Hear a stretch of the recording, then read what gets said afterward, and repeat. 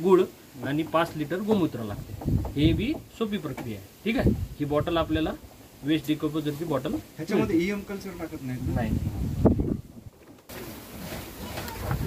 एक जण गौमूत्र होता, एक जण हे अर्धा 5 लिटर हा म्हणजे रेडीमेड आहे ते. मी म्हटलं सर एक टाकलं. 2 किलो गुळ आहे आणि याच्यामध्ये गोमूत्र आहे. 5 आता एक हळूहळू टाकणार. चालू बघा.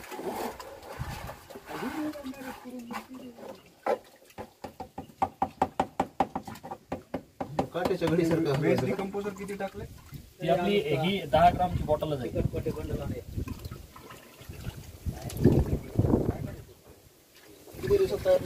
हे सगळे 5 दिवसातच. हा मी बनवलं ना. रिक्वेस्ट पेपर बघायची गरज नाही. नाही ते फक्त ते याच्यात करू शकतो. हा त्याच्यात ते टाकायचं.